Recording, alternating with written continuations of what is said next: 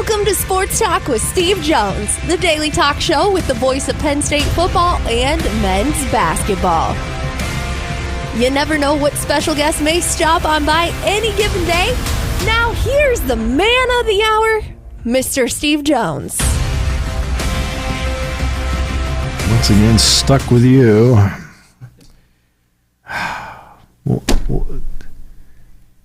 Let's go to 49 good San Francisco seconds. I don't know what I can say good. Defense played better yesterday. That's about it. I don't know much more I could say. That onside kick at the end of the game, I think, describes what the 49ers season has I thought it went a good 5 yards. far. I'd be honest with you. I've never seen an onside kick go 5 yards good. before. I've seen him go 9. I've seen him not go, 5. Not 5. That's lucky it went 5. Nope. Yeah, that's and obviously Ayuk's injury is a big one. That's a big one. No, McCaffrey's the big. well, the McCaffrey's big one. huge. I mean, I'm not. There's nothing I'm disparaging about Mason, but McCaffrey brings so much to the table. Yeah. No doubt. Yeah, much It better. is. And it's the simple stuff that people sometimes fail to see. Not fail to see, but don't appreciate until it's gone. Picking up the blitz, being the biggest one. Yeah, no. Mason does not pick the blitz up well. That's right. Yeah, that is one thing that I think definitely, and just the attention McCaffrey draws compared to what Mason. no That's the other question. part of it. And there's no they're question. missing him. And obviously when Debo's not playing, it's a big difference. All right, so now let's get to winning football. It's not in San Francisco. Let's give a lot of credit where credit is due to the performance of Russell Wilson last night. The Steelers are 4-2 with Justin Fields at quarterback. They make the move to bring Wilson in to be the starter. There is no question that it is a move that is going to be scrutinized. This is pregame. It's going to be scrutinized. You watch the first couple of series, and people are starting to scrutinize. I understand that because look, he looked like a quarterback that had not played in a game in 10 months. Had only played a couple of series in the preseason, but this is, and then you start to see what they see, and that is when you watch Fields play, and it's something that, look, we all pointed out when he was playing anyway. Brought a lot of good things to the table, especially his mobility. But when it comes to throwing the ball, he throws most everything on a line. Right? Absolutely. Okay? And he throws most everything on a line. All right. Now you bring in Wilson, and his ability to put air under the ball made such a big difference in a lot of the big plays they had last night. They scored in their last 5 possessions last night. 4 touchdowns and a field goal, and that was the big part of it.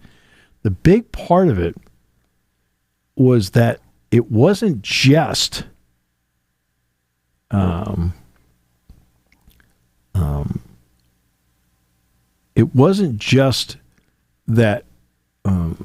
they scored. They scored touchdowns. That was a big part of it to me last night. The Steelers are scoring a lot of field goals, as we all know. We've talked about it all season long, about the number of field goals that they've had, and they've had a lot of field goals, right? And then you watch last night's game.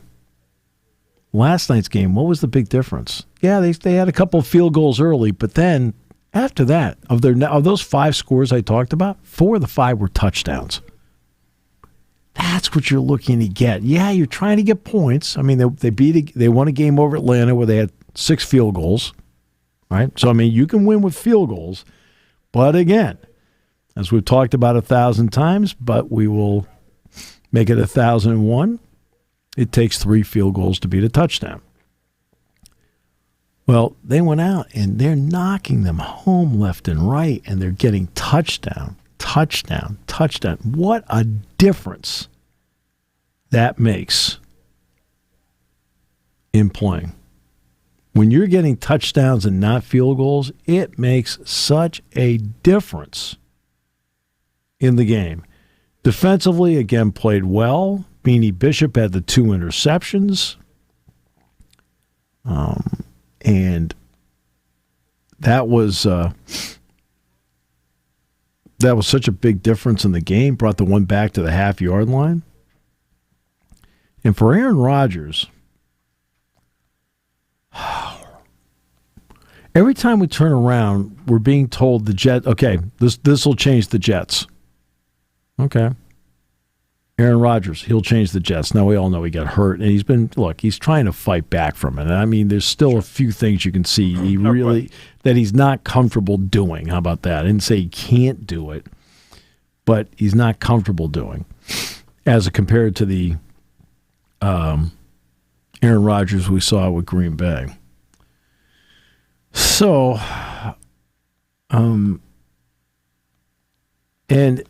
but Devontae Adams, he'll change everything. Well, eventually he might. I didn't expect he would change things in 4 days. Right. Now they got Hassan Reddick. He'll be coming back. He reports today, I'll change everything. Well, I'll tell you right now, they're 2-5. They darn well better change fast. You're in a division that is inconsistent, but you're in one that's at the top of that division that's not inconsistent. You got to play them at least one more time too on the road. So that's absolutely. They've got an uphill climb, without question.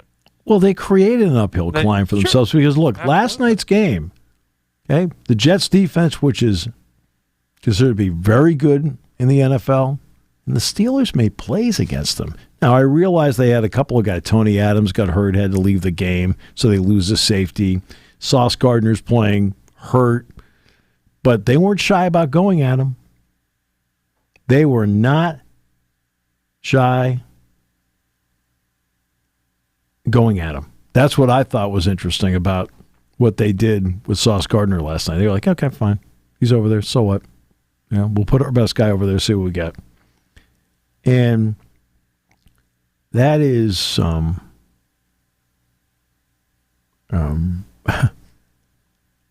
that's just a big part of what they see. And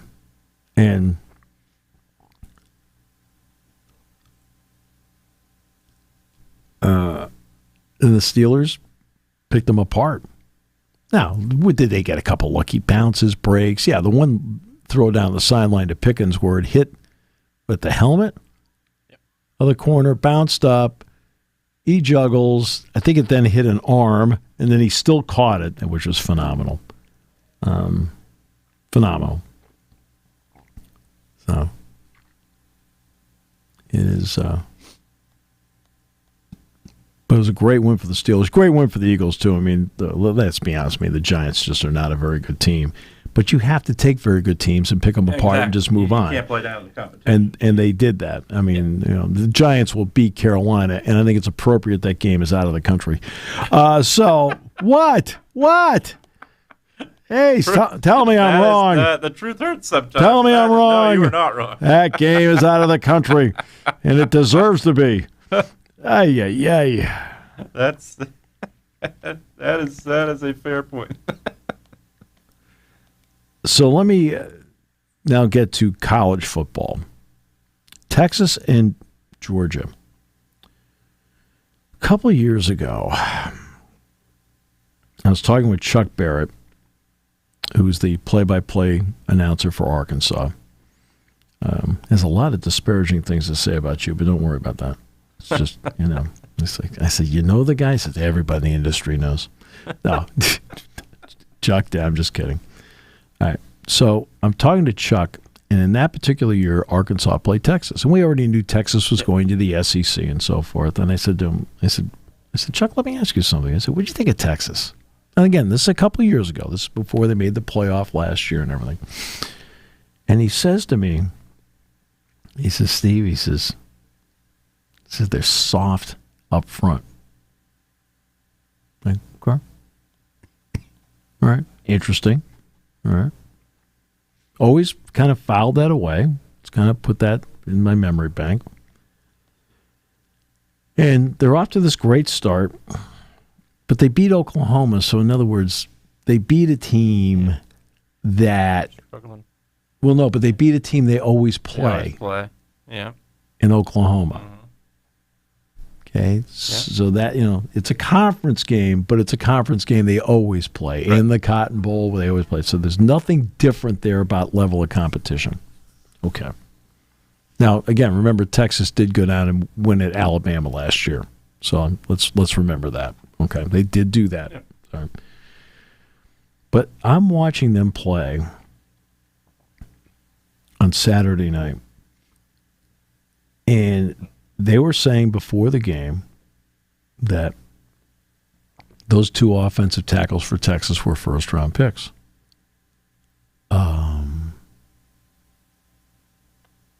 Really? The first series, Georgia comes swarming at these guys. I think Georgia on offense is good, not great. I think their team speed on offense is good, not great. Right. But their team speed on defense, my goodness. Walker, especially, number 11. 11. I was just going to say, I felt like Joe on their case. I didn't know the name. I knew the number. 11 had a lot of speed. Absolutely. Just tremendous. Yes. And, I mean, tremendous. I think they had 7 sacks in the game. I believe he had 3. And he was just, among many, by the way, he overwhelmed them. You could tell after the first series that the Texas people were like stunned, I think, how fast Georgia's defense was. I think they were completely stunned by how fast Georgia was on defense. And they never got a handle all night long. Never got a handle on Georgia's speed on defense. Never. Okay? And Quinn Ewers. I remember watching Ewers last year, especially in the playoff when they played Washington. Okay? And I remember watching him and thinking to myself, he didn't throw the ball hard. No, he definitely doesn't. In other words, I don't need to have a Jalen Milroe where everything is 102 miles an hour and like nobody really knows where it's going. Okay, some of them hit the mark perfectly and others are like, woo, right? I'm not talking about that. You have to have a variety of throws. The touch throws, the soft throws, right? And when you've got to really get it in there, you got to get it in there, okay? Everything he throws is soft. Like, it's just like there's no velocity on it. Now, part of that may have been him trying to throw off his, off balance because he was off balance all night. And then Arch Manning came in. And he kind of gave Ewers a couple of series just to kind of ground his feet. And he, except for one run he made, he didn't do anything. Nope. To be honest with you, Carson Beck was on the winning team. Do you think he played well? No. Absolutely not. Did not. But let's give credit to Etienne. Their running game was good. The running game for Georgia's been good all season long, like good, not great. It's been good, not great. It was a step up in class for them with their running game on Saturday night. But I think Texas was just flat out overwhelmed, like psychologically, not just physically, but psychologically, like, what the heck? Look how fast this defense is.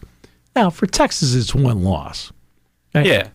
Hey, they're not in the Alabama situation right now, where Alabama And everybody wants to go, they're lousy, they're trash, the whole thing. No, they're a very good team. Yeah. But they're now in the 2-loss pool. The 2-loss pool means that perfection is now demanded in results from Saturday to the rest of the season. Agreed. Okay? You lose that third game in the conference you lose, championship game, maybe. Okay, no, okay. Yeah, you lose that third game. Yeah, third game before then. Yeah. But the problem is, at 2 losses, can you even get to the conference championship game? I don't think so. Yeah. Now They would have a tiebreaker over Georgia. They beat them. Yeah, they beat them. Yep. All right. But you can't afford a third one somewhere. You can't. Texas can afford another one somewhere. Yeah. And they've got Vanderbilt this week, I believe. But see, now they're going to start facing a steady diet of teams like that, as opposed to what they've faced to this point. Yeah. Because even, like I said, one of their conference games right out of the gate was Oklahoma. Well, they played Oklahoma all the time. There's no difference for them there. USC, they have 4 losses, and all 4 losses, they have been the team in the lead in the fourth quarter. Yeah. This is one where I watched, and I had questions about some decisions that were made. When USC decided to go for the field goal, while I do understand at the end, near the end of the game, the idea of going up by 9, you're talking about a guy that's now had already missed 2 consecutive kicks, one at the end of the Penn State game in overtime, and then one earlier in this game. I've got 4th down 1.5 yards, and I've got Woody Marks. Okay. He has a tendency to abandon his running game at certain moments because he is such a deep believer in passing the ball. And look, I don't blame him. If I had Baker Mayfield and I had Kyler Murray and I had Caleb Williams, I'd have that philosophy too. Right? I understand it. I got it. But he's also has a team with Woody Marks back there. Look, and I know Murphy's hurt. You know, that didn't help. Murphy, the right tackle, went out of the game. That hurt, right? There was a drop down in level there. I'd have gone for it. Right? I'd have gone for it there. Even at the end where they're down by 1, and this is one of the times where the analytics 2-point thing finally worked. I'm like, oh, what are we chasing points for? I'd have kicked the extra point, and Locks went for 2, and they got the 2. I'm like, okay. But even when they got the ball back with 50-some-odd seconds left, they're rushing 3 guys. I'd have put Marks in the backfield. I'd have run them a couple times. They're going to rush 3 guys. Guess what? I can pick up 12, 15 yards right away just doing that. First down pauses the clock.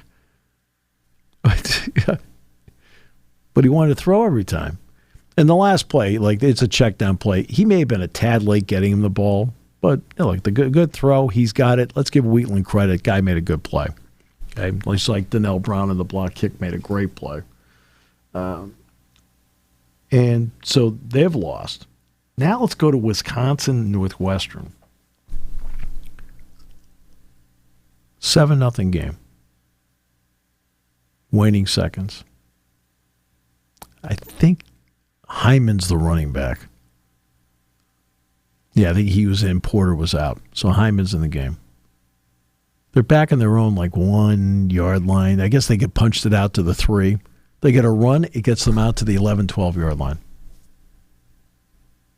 Wow. Great. Then did they get a false start or something like that? Moved them back to the 7 or something like that. Okay. At this point, there's 20 seconds left in the half. What would you do? I'd take a knee and get the heck out of there. Got to dodge, absolutely. All right. Okay, let's take a knee. Let's get out of here because I think Northwestern had the ball to start the second half, right? I think. What possessed them to think they could make a play with 20 seconds to go? Their number 1 receiver is out. Their number 2 receiver, Kurtz, is playing hurt. You're playing with your backup quarterback, He's been your starter the last couple of games, but he is your backup quarterback. What makes you think from your own, let's just say 11-yard line, that you can do something with 20 seconds to go? What the heck was the thought process there? He went back, goes back to the goal line, ball gets hit, fine play by Wisconsin, they recover. Giacomelli takes it in from 3 yards out. It's 14-0. What made you think that you were going to make a play with 20 seconds to go to get the ball to? What are you going to get the ball to? You got to get the ball to the 35-yard line to even think about having a kick. Okay? Last I checked, that's 55 yards away. What? I mean, that was one of those thought process things where I sat back and went, when he dropped back, I thought to myself, the second he got the ball and dropped back, I thought, what are you doing? What are you doing? I couldn't believe it. It's like, you got to be kidding me. Like, that was one of those. Like, I could understand if they're out at the, say, the 35-yard line, 35-yard line. They're back in the 11. What are you doing? Okay, take the knee, okay, and just say, okay, we're only down 7. You're down 1 possession in the game. The question is not that they wanted to do something and be aggressive. It's why did you want to? Okay, time and score, time and score, time and score, score and time, time and score. Come on. That made no sense. No sense. And from there, that point on, Wisconsin, Wisconsin was the better team throughout. So people want to know about them. I think their line is good. I think their tight ends are functional in terms of being good blockers in the offense. They did score the 1 touchdown with Ashcraft down by the goal line, but again, he's not a primary guy. They just kind of slipped him out, so it's just a good, smart play by them. The wide receivers, I think Pauling's good. I think Anthony's good. You can tell he and Locke have a good connection because they used to be on second team together a year ago, so they have a good connection. The running back, Walker, I think, is terrific. He gets through it seems like he gets through the tightest of creases. Where it's like, there doesn't seem to be much there, and all of a sudden, boom, 3 pops out of there.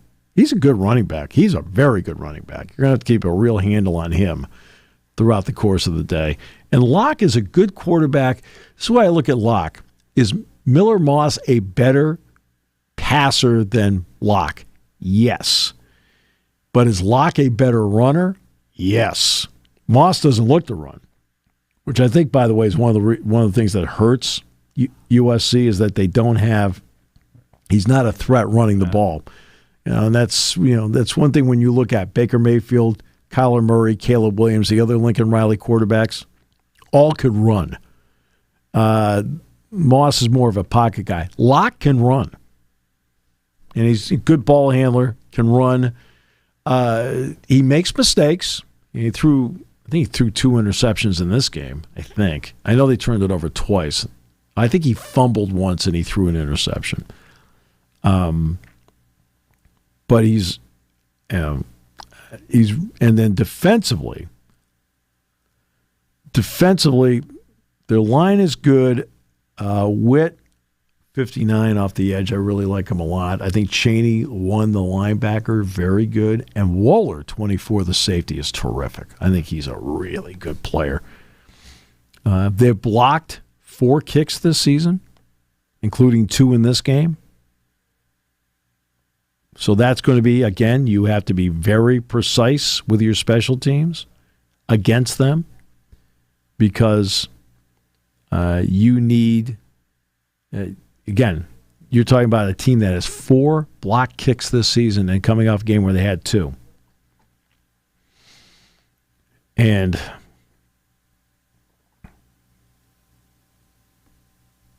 that's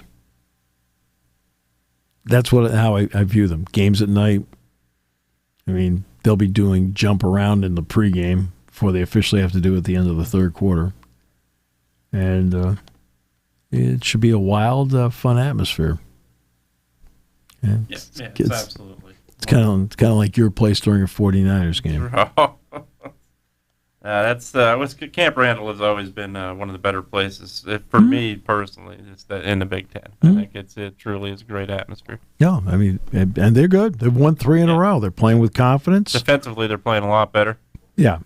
Now, don't really use. No offense, Northwestern's offense is not going to threaten you. Okay, exactly. 2 points. Northwestern's offense is not going to threaten you. Number 2, because they got the lead on Rutgers, their offense is not going to threaten you. That's a good point. Okay? In other words, they've just faced 2 offenses that do not have a passing threat. No. Okay? Rutgers does not really have a passing threat in their offense. Kalikmanis is okay. He's a good quarterback, but they don't have a passing threat. Rutgers is very formula-based. Very formula-based. So they have no passing threat that's going to make you go, especially the fact that Wisconsin smartly got in front of them, 14-0. At that point, I even said to Jack, we're doing the USC game. He said, Rutgers is done. They can't win that game. Yeah. So they have no come-from-behind capability. Number 2, then they play Northwestern. Northwestern, really? Backup quarterback, top receiver out. Kurt's the second-best receiver playing hurt. Had to go into the tent twice during the game. How are they going to threaten you? They can't.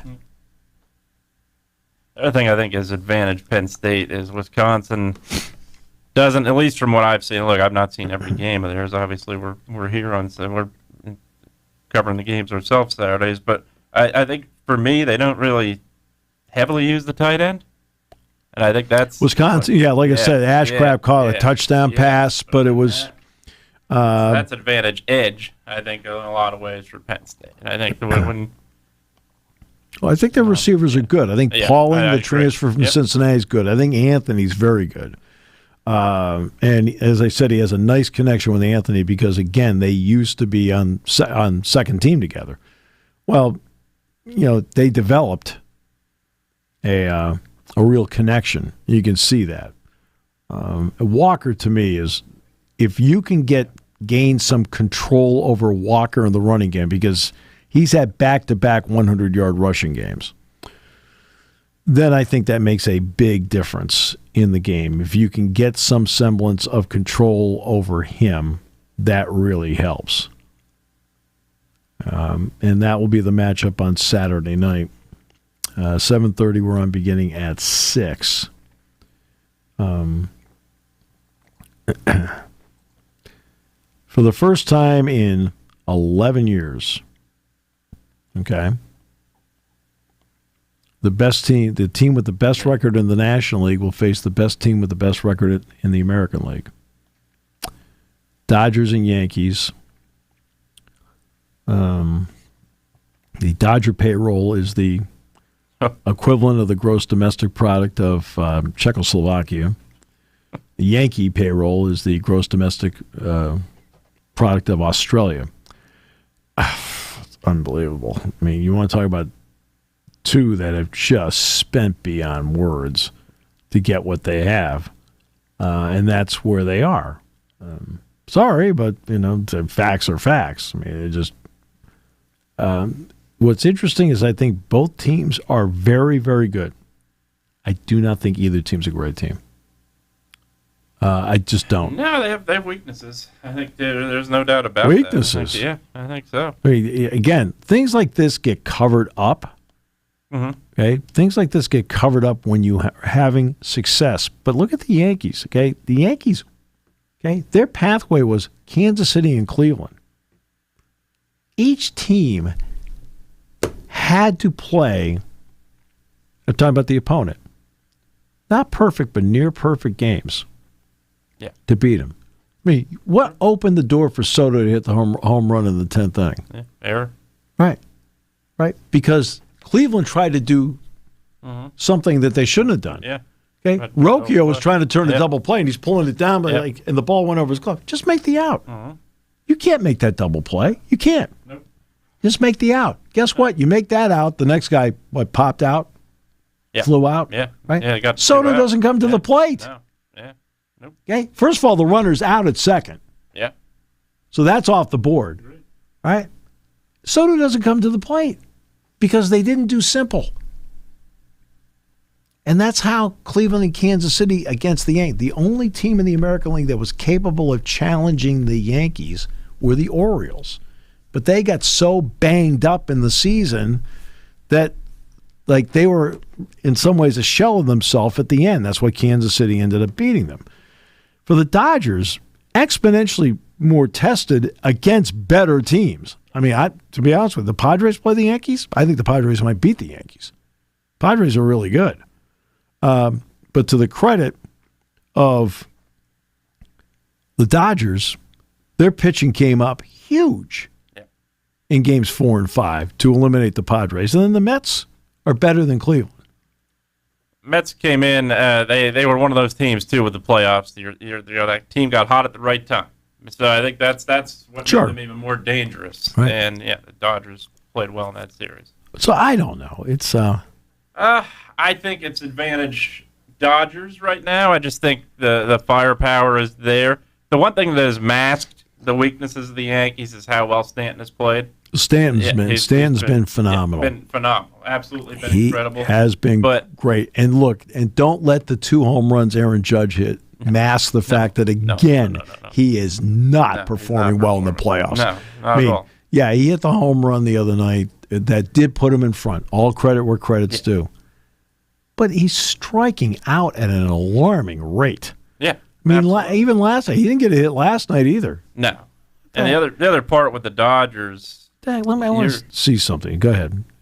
Freeman obviously struggling, so you feel like you're feeling better if you're the opposition. Then Tommy Edman comes in and does what he does and wins the League Series MVP and plays incredibly well. It's just for the Dodger lineup, it is so difficult when Ohtani is hitting, when Betts is hitting. Suddenly you get that third option not named Freeman. Right. It is very, very difficult. Well, former State College Spike, Tommy Edman. Absolutely. And LCS. You got the 2 former Spikes in there. Clay Holmes for the Yankees, and you've got Tommy Edman for the Dodgers. Edman was here all summer. Tommy was a great guy to be around. I'm thrilled for him. Everybody loved him as a teammate. Let me see here. Your guy. Let's see how your guy did here. Your big Judge guy. Oh. What? God, you act as if. What the heck? Would they win Friday night? Yeah, they played Friday. Yeah, 8-6 was the final.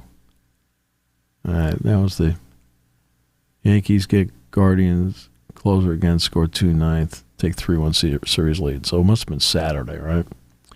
So let's get to Saturday, Well, they closed it out Saturday, right. Yeah, 1 game Friday. I ask you one simple question, what do I get? I get nothing. Well, I knew they won Friday. I wasn't sure if you were asking if they win that game. They won the game Friday. What is Judge's current average in the postseason this year? He's not even hitting 200. 161. No, there's no way he was hitting 200. 161. 161. Oh, but he homered. Oh, for God's sakes, just get off it. Yeah, and the first home run was, I don't want to say meaningless, but it didn't have a strong bit of meaning. It was meaningful to him. To him, sure. Because he needed to hit one out, which he did. Let me ask you, okay, what is Judge's career batting average? Career batting average? In the postseason. Oh, in the postseason, yes. Probably about 220, if that. Too high. 190? Too low. Too low? 203. 203. Over 200? 203. Like, really? Again. Yeah. Okay? Biggest moments. Okay? Money on the table. Because his batting average in the regular season is phenomenal. It's excellent. Where is his batting average here? And WAR, nobody cares about that number. Home runs, RBIs. He's been hit by a pitch 9 times. Average, 288. Okay, 288. He just...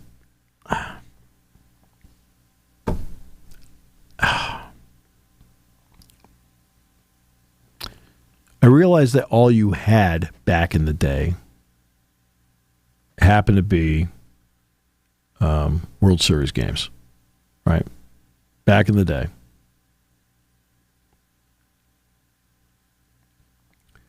And but yeah, today you've got the stats are all skewed on postseason home runs, things like that. Okay. Babe Ruth had 15 home runs all in the World Series in his career. Now, I never saw Babe Ruth play. Right.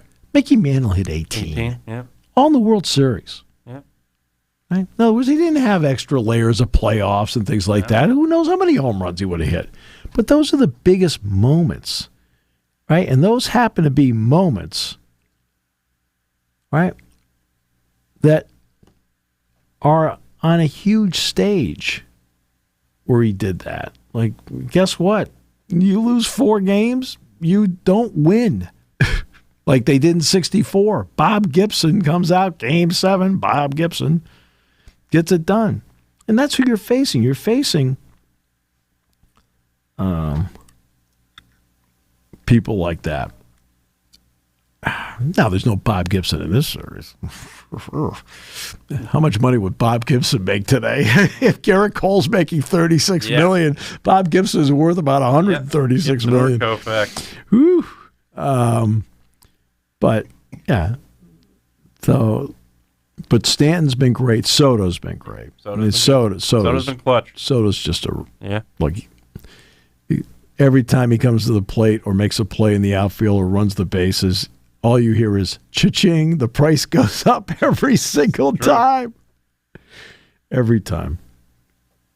It starts on Friday, by the way. Starts on Friday. One injury of note from the weekend. They're going to have to pay through the nose, but Deshaun Watson, Achilles. So now the Browns go the rest of the way and probably,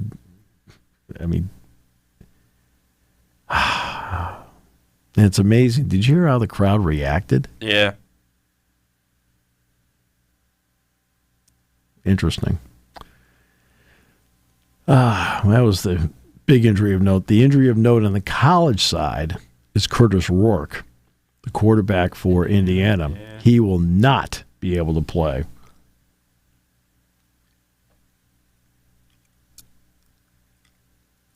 Okay, won't be able to play.